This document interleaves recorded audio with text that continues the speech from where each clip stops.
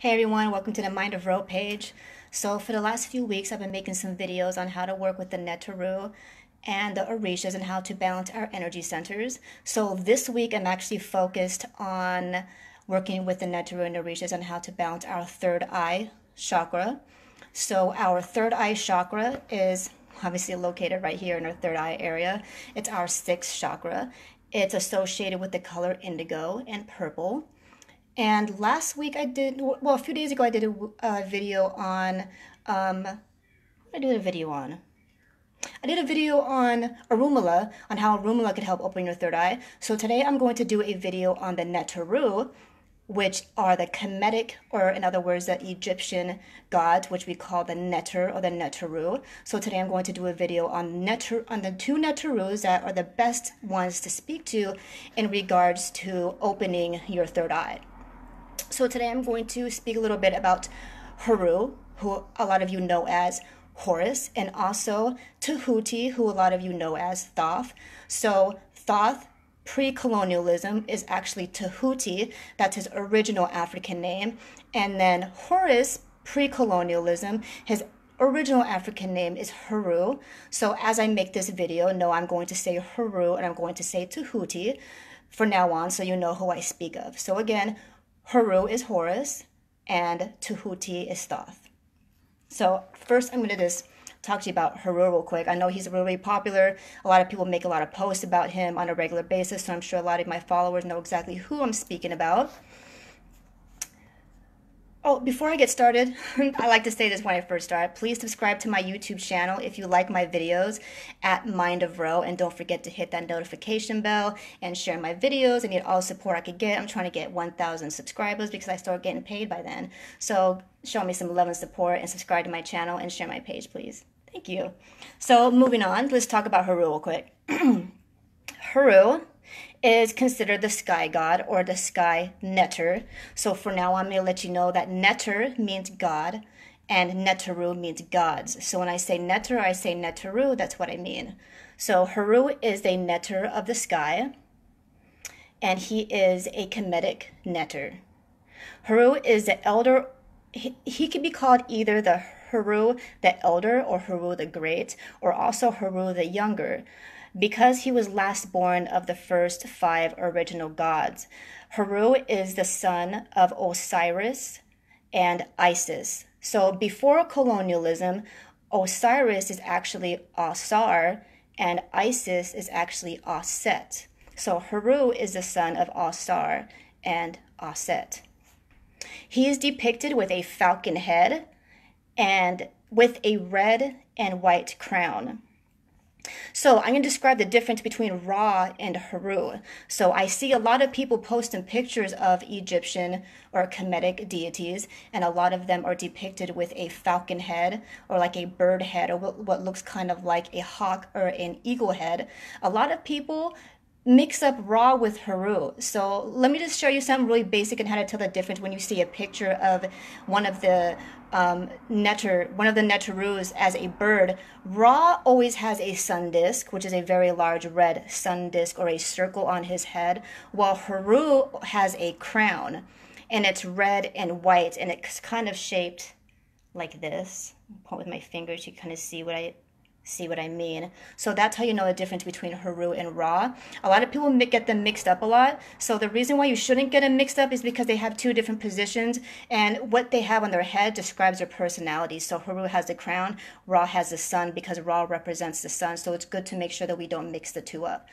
So now that we know who Heru and Ra is, let's move on really quick. So he is associated with the colors red and white. And he could also be associated with the number 6 because he is equivalent to the Orisha Shango. I made a video not too recently about who Shango is, and I will tag a video with this video so you know who I'm speaking of. For those of you who like to keep up with my videos, Shango is a warrior Orisha or a warrior spirit, and a lot of people don't know this, but Heru is equivalent to Shango. So he also is associated with the number 6 in the same colors that Shango is associated with, which is red and white. And what I mean by that is I'm going to explain here in a second what that means and why that's important when you're working with the Neteru. So foods that Heru likes is plantains, rum, and cigars. There's more, but I'm just going to give you some basic stuff. Plantains, you could do either the big ones or the little tiny ones, and rum and cigars. Have you noticed, if you've been keeping up with my videos, a lot of warrior spirits tend to really like rum and cigars. So that kind of shows you what kind of energy Heru actually has, because he likes rum and cigars. So when I say what color they're associated with and what food and what number, what that means is if you were going to make an offer to Heru, it's best to make an offer to him on a plate with those colors that are red or white, or offer a candle with those colors.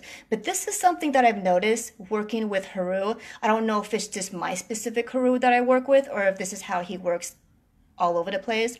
But I notice every time I light a candle for Heru, his candle always burns out all the time. So I don't know if he doesn't like candles being burned for him, or maybe it's just my Heru that's doing that, or I don't know if this is doing that because of requests that I make to him, but that's just a pattern that I've noticed. So actually when I'm done with this video, I'm going to divine and ask him why the candles keep burning out, because he's the only Neter that I work with that happens to do that. Every single time I light a candle for any of the Neteru or Orishas, they never do that. Only Heru does for some reason. So I'm going to ask when I'm done to find out why that is. So my advice to you, if you do work with Heru, maybe you shouldn't light a candle for him. I'm just going to go by from my personal experience, because I noticed that he always puts mine out. So don't light a candle for him unless you get to know him a little better and find out, if that's what he wants or doesn't want. But that's my personal experience. To me, it doesn't mean this is universal law or anything like that, or the same law with everybody. That's just my personal experience. So, I mean, you don't have to listen to that. Just from something that I've realized from working with Heru myself, that's his candles always go out with me. So maybe he doesn't like candles. I don't know. But I guess I'll find out here in a minute. So, yeah, when you make offers to Heru, you want to make sure you give it to him either on a red or white plate.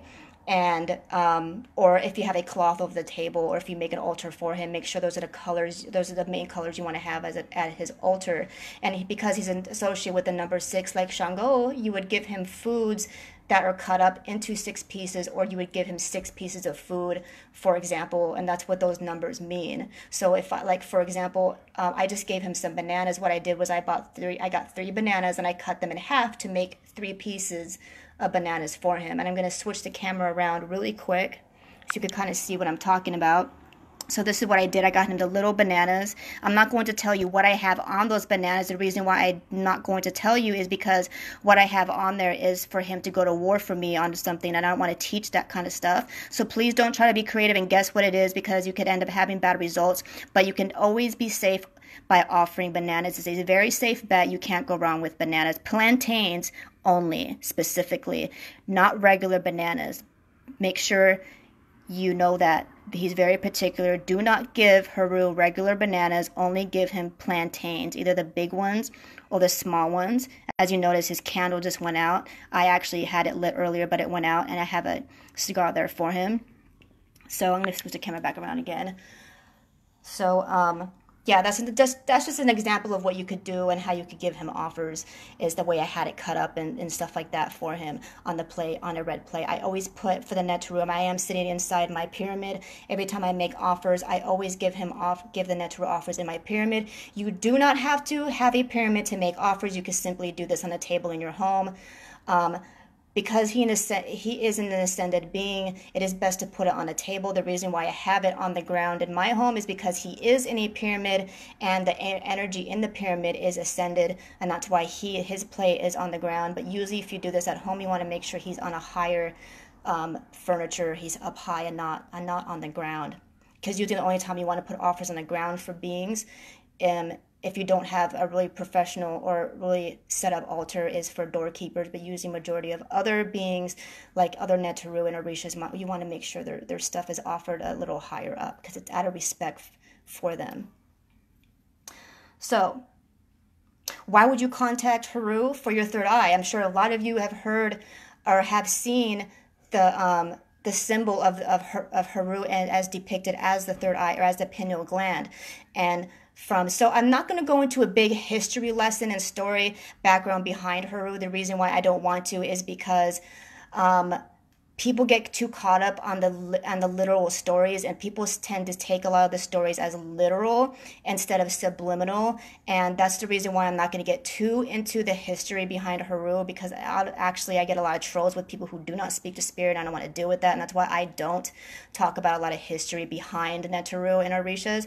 I like to come at it from a much spiritual aspect, because the only reason why I share these videos is to help you heal and help you understand how I healed, so I get to share you the same information. So I'm not going to get into a whole lot of information about the story behind Heru. I'm just going to give you kind of basic information on the energy of Heru and why you would work with him in regards to your third eye. So Heru is actually, his energy is a lot warrior energy. What he does when you work with Heru, he actually helps you get on your higher path, your higher soul purpose. So as I said in my last video, when I made a video a few days ago on Orunmila, as I stated, and I'm going to state again, that every single one of us came to this world for a purpose, and we came into the body that we're in now for a purpose, and we all have a high purpose and a soulful reason why we came here. We came here to learn specific lessons. We came here to also accomplish specific goals and a specific destiny before we're supposed to leave out of our body and return back to the universe. So Heru actually helps you get on that track, but for you to be able to get on that track, you have to know what you're here to do. So Heru actually helps you know what you're here to do.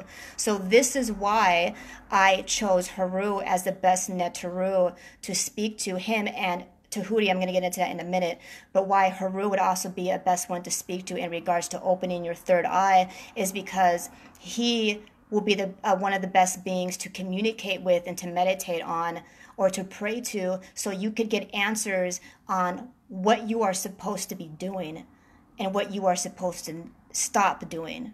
So if you meditate and give offers to Heru and he comes and speaks to you, he will actually tell you and show you images, because the Neteru, when they communicate, they don't talk as much as the Orishas do. You don't really hear them as much. They show you a lot of images when you meditate, or they'll come to you in your dreams and they'll show you images and in your dreams and stuff like that. That's how a lot of the Neteru communicate. So when you meditate on Heru and you ask him specifically, what am I supposed to be doing? What did my soul come here to do? Heru will not only show you what you're supposed to be doing, he'll also push you to go do what you're supposed to be doing. When I say push, I mean he'll give you the energy to want to go accomplish that goal. Because he is a warrior spirit, his energy could be very like tough, like just do it, like war. That's what his energy is like. And I know a lot of people don't know this who share a lot of memes on Heru. A lot of people compare him to the concept of Jesus, and I just want you to know that if you think about the energy of what people perceive Jesus as compared to Heru, it's not the same. Just to let you know that this is just some kind of fad going on the internet. It's actually very inaccurate, because the energy of Heru is very warrior-like, and that's why if you see a lot of images of him, he'll hold warrior tools in his hand, because that's what he is. And any Orisha, any being, or any Neteru that is associated with the color red is a warrior spirit. That's what red represents. So if you ever see any being with red, that's what the red means. So Heru is a warrior spirit. So when you do meditate on him, he'll actually help give you the energy to be able to push really hard to accomplish your higher mission or your higher purpose in life. And this is why you need to meditate on Heru in regards to, or why it would help to be able to meditate on Heru to help open your third eye. So he'll help you not only see what you're supposed to be doing, but he'll push you. Not only push you, but he could also protect you along your path, because there's a lot of toxic people, and because we're literally in the middle of a spiritual war, that these spirits don't want you to leave the matrix. You know, when we start waking up, we'll start to run into and realize there's a lot of toxic people around us.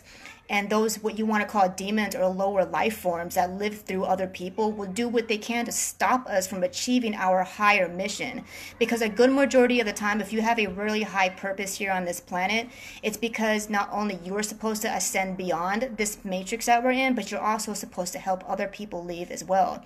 And beings that want us to stay here don't want us to ascend out of it. Therefore, those bad energies will live through other people, and they'll try to stop us from ascending and stop us from leaving the illusion, and try to stop us from helping other people leave the illusion. So that's when we run into a lot of toxic people in our life that try to get in our way and put their foot in the door and try to get in our personal life, or try to trip you up, or cause a bunch of speed bumps and roadblocks in your life so you don't ascend beyond the illusion.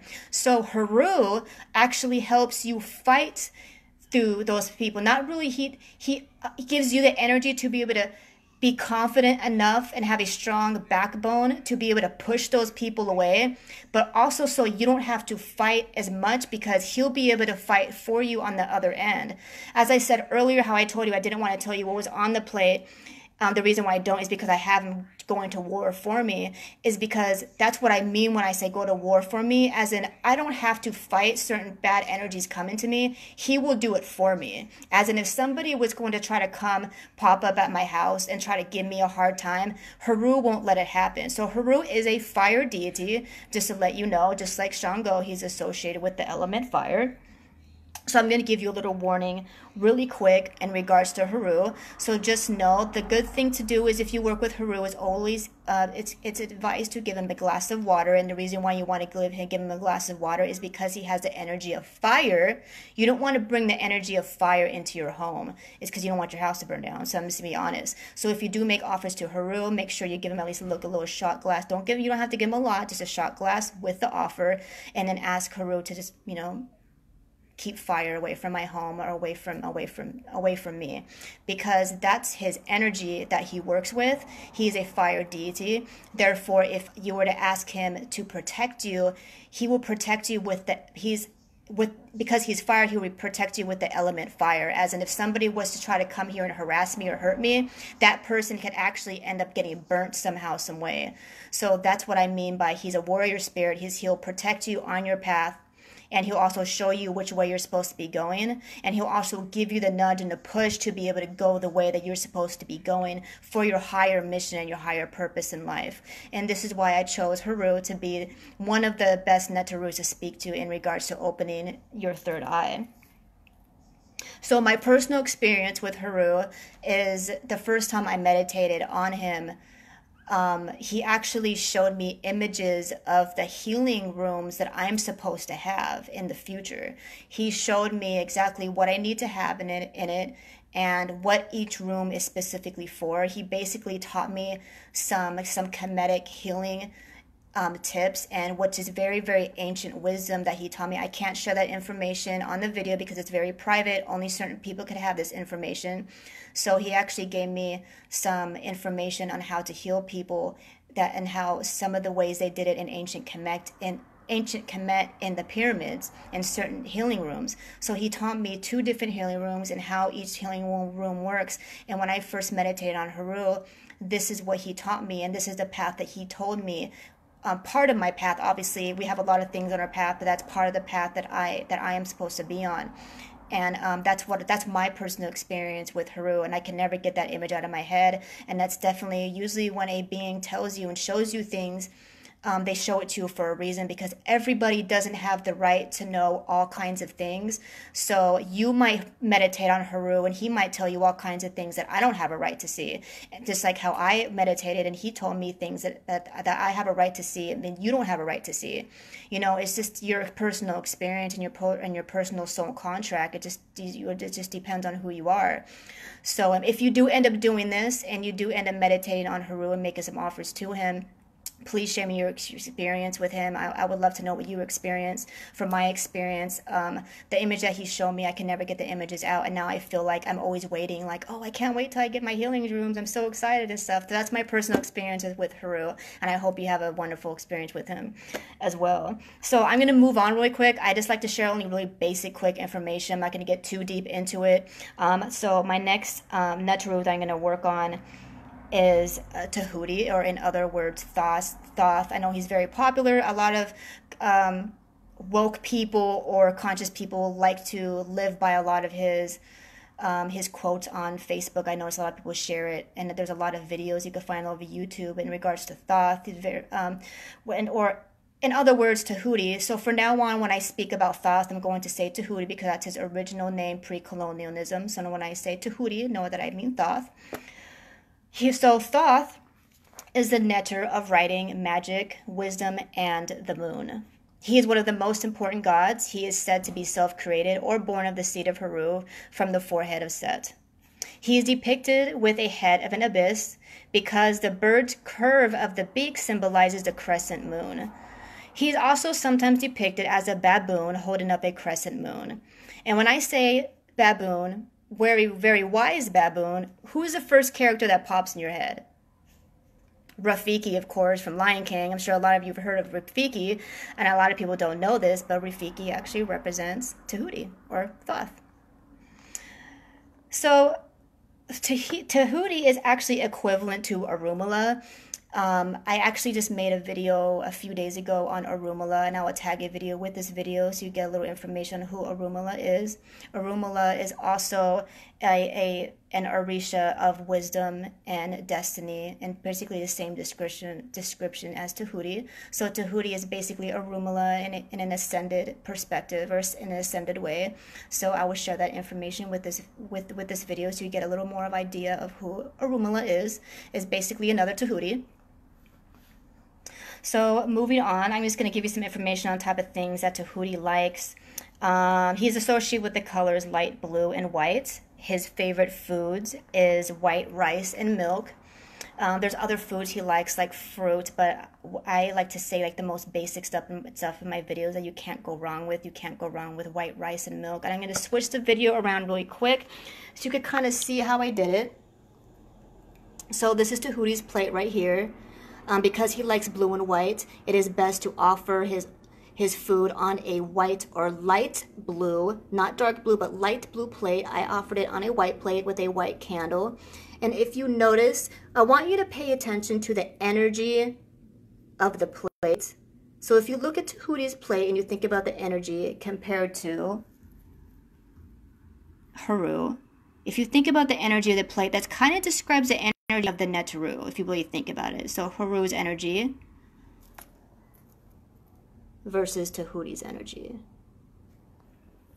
So that's just an example. Let me move this around real quick. So that's just an example of how you would serve Tehuti. And like I said earlier with Heru, it's best to offer their plate on something that's higher up, like a table or something. You don't want to put it on the ground. And the only reason why his is on the ground here is because the energy in here is actually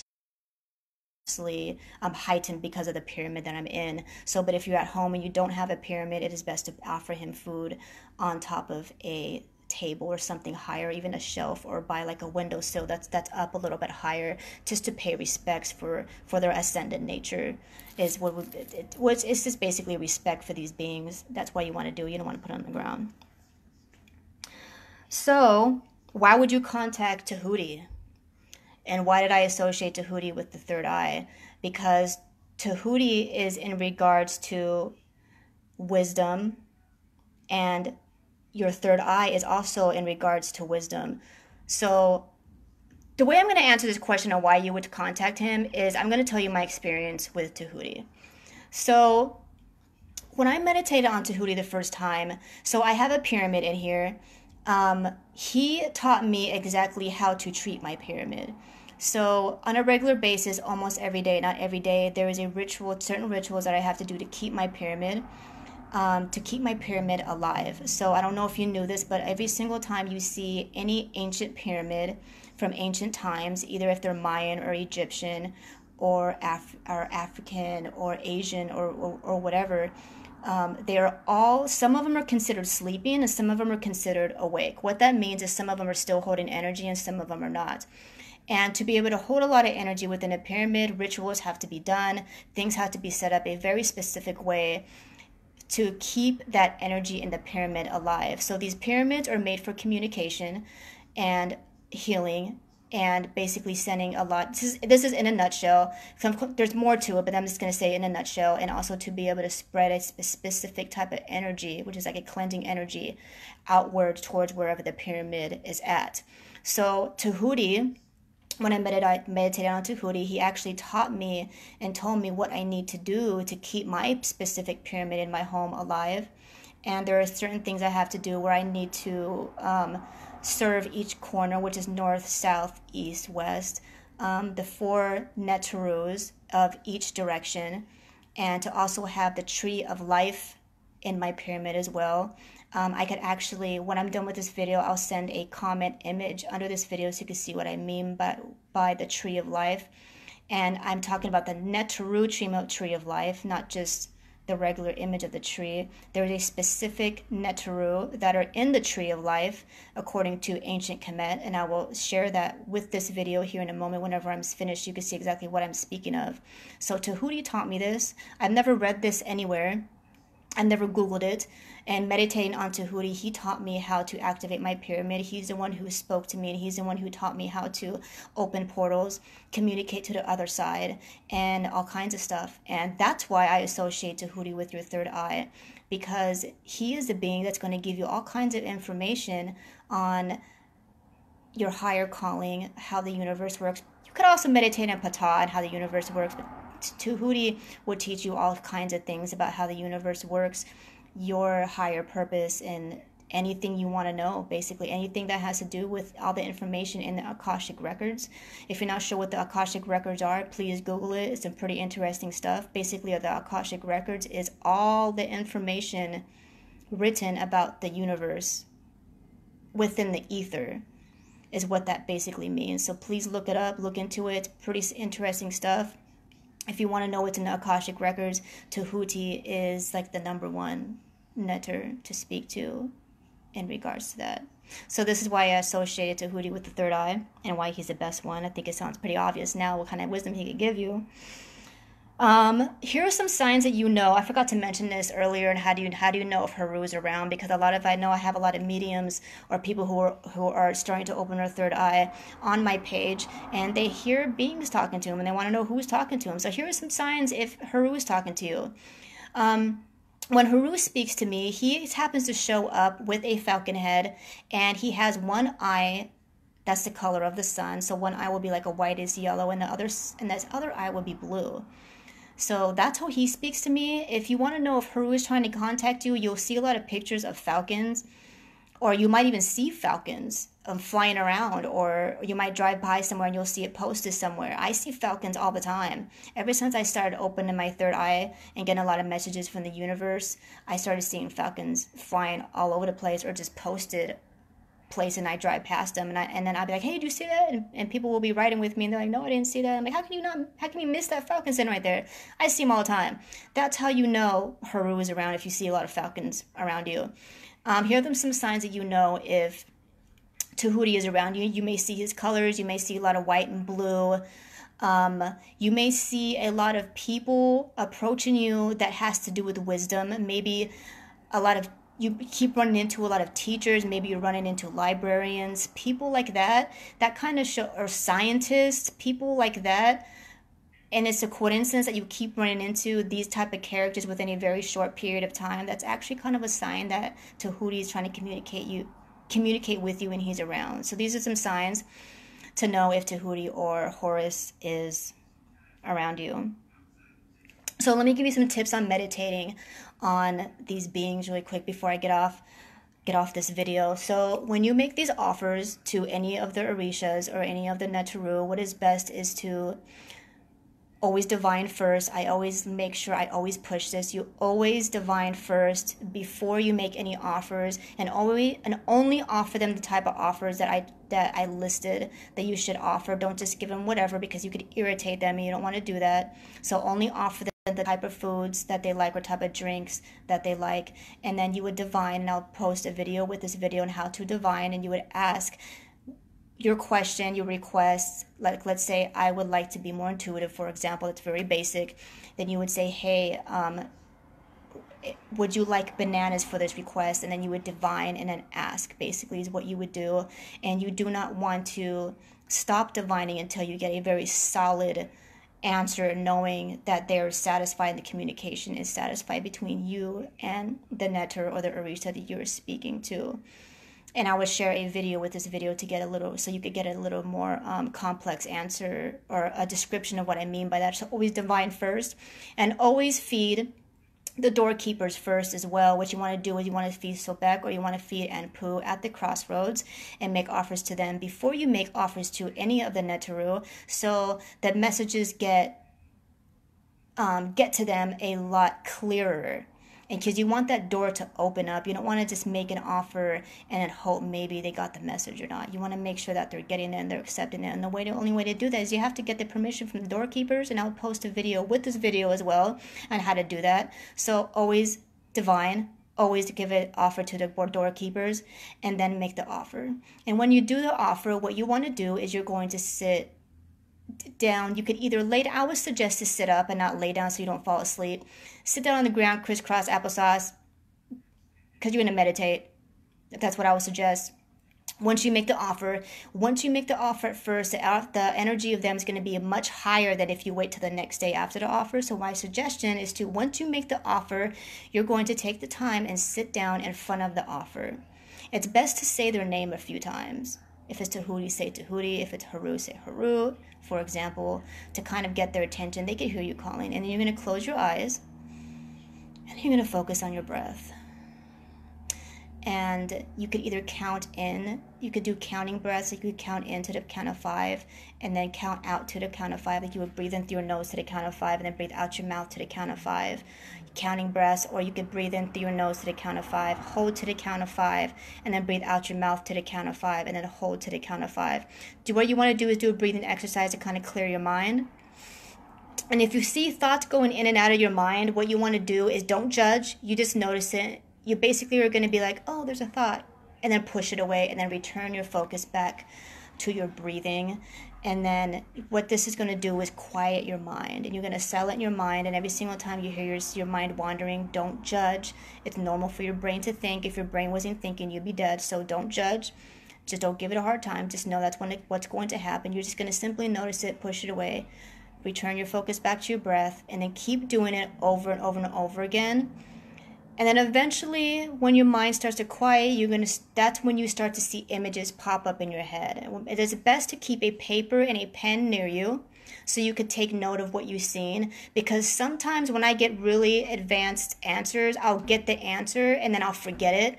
So because it's coming from a much higher perspective, sometimes we could actually tap into another universe for a moment. And then once we kind of tap back into this universe, we kind of forget. So make sure you have a piece of paper and a pen near you when you do this. So you're going to make the offer. You're going to do a breathing exercise and then clear your mind. And make sure your crown chakra is aligned with your heart chakra, so sit up really straight in a dignified position, and you're going to basically just focus on your breathing and clear your mind until you start to see images pop up in your head. And when you start to see images pop up in your head, what you're going to do is you're going to write it or even draw what you've seen. And then sometimes you could get it right away, boom, I know exactly what that means. And sometimes it might take a moment. It's normal. Sometimes this has happened where I drew a picture and I'd be like, what does this mean? And I didn't understand what it meant until a week or month later. And that's perfectly normal. If you're not understanding it now, it could be because you're just not supposed to understand it now. It might just be for you later. So it's okay. Don't give yourself a hard time. Just write everything down, draw it, and then just wait. Either it resonated with you right away, and if it didn't, you could just basically wait until it does resonate with you, or you could come back the next day, meditate on it again until you get a little more clarity on it. So that's my suggestion. And when you make offers to the Neteru, just know that they're not very talkative. You're not going to hear a lot of voices. Majority of the time, you're going to see a lot of images. It's best to study the concept of dreams, and the reason why you studied dreams is because the Neteru tends to communicate the same way. Every single image is very subliminal. If you understand the subliminal message, you'll understand the message that they're trying to tell you, trying to get you to understand. And they also send you a lot of feelings. So it's good to just be very aware of the way you feel when you're meditating, because they would send you feelings. And those are the most higher understandings that I've gotten, is basically feeling my feelings when they speak to me, because I actually feel like the feelings they give me gives me way more understanding than the images do. But that's just me. You could be different. So just be mindful of that. Be mindful of the way you feel when you meditate in front of their offers, and be mindful of the images that you get as well. So that being said, I hope everyone is having an intuitive evening. The next video, I'm going to be focused on our crown chakra, and I'm either going to, I don't know if I'm going to do a batala or a start first. I actually think I'm going to do the next video. No, the next video I'm going to do, so I do want to make a video on our crown chakra, but I'm going to actually drive to the mountain, but I'm not going to drive to the mountain this week. I'm going to drive to the mountain next week. So this week coming up, I'm going to skip a week until I do the crown chakra. I'm going to actually share a video on all the different versions and roads of Eshu. So look out for that video if you're curious on that. Or I'm going to do a video on ancestors. I might do a video on both of them. So look out for those videos. So I hope everyone's having a wonderful night. And don't forget to subscribe to my YouTube channel at Mind of Ro, and find me on TikTok and on Twitter and on Instagram at Mind of Ro. Hotep.